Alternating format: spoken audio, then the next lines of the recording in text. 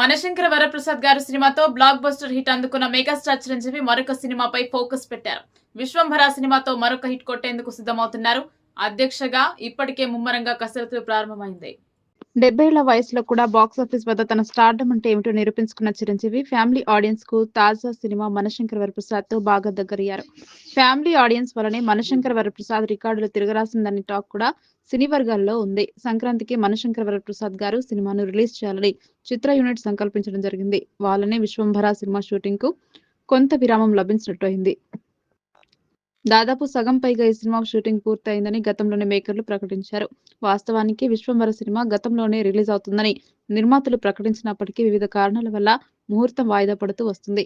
December పూర్తయిన తర్వాతే ఇంకొక సినిమాకు చిరంజీవి సైన్ చేసే అవకాశాలున్నాయి. మల్లిడి వశిష్ఠ దర్శకత్వంలో చిరంజీవి కథానాయకుడిగా నటిస్తున్న ఒక రాబోయే తెలుగు సోషియో ఫ్యాంటసీ చలనచిత్రం విశ్వంభర కావడం విశేషం.